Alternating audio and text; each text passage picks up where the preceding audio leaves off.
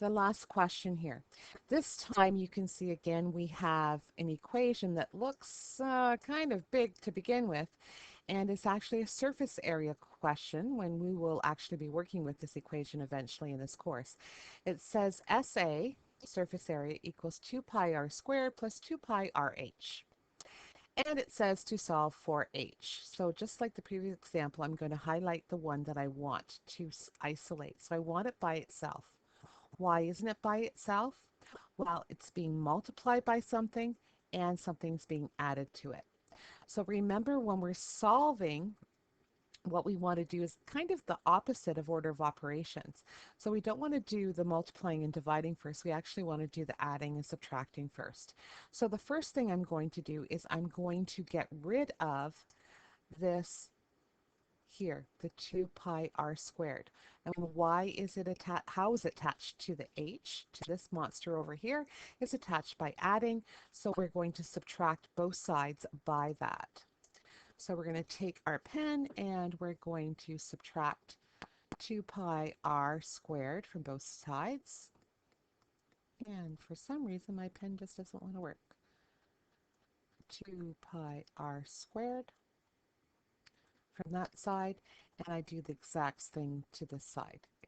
Now this was one reason why you want to show your steps, because when we have this kind of mess, it gets quite confusing, and this is something that you can't just do in your head. So I have surface area minus 2 pi r squared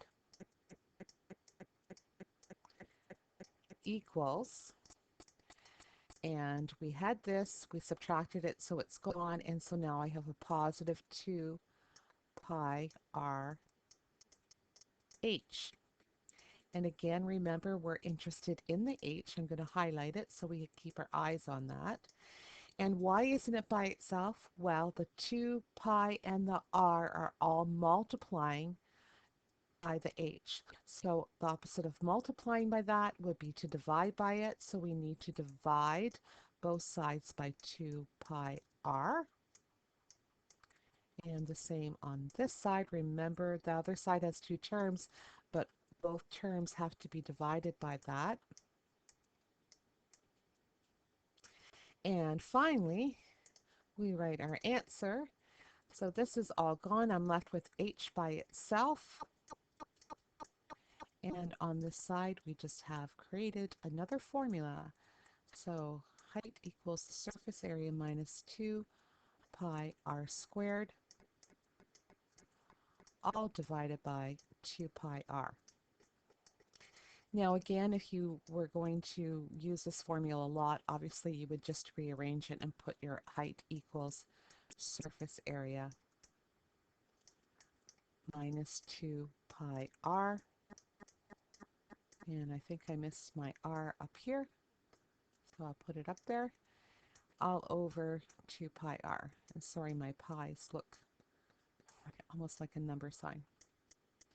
Okay, now I'm quite happy if you get to this point here. So if you get to that point, that's fine. If you rearrange it, that's fine as well, so that it's just flipped around.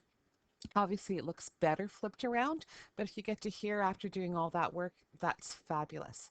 Okay, so tomorrow we have a worksheet with that. It's not really a long worksheet, but hopefully we can get the variables isolated away from the other variables.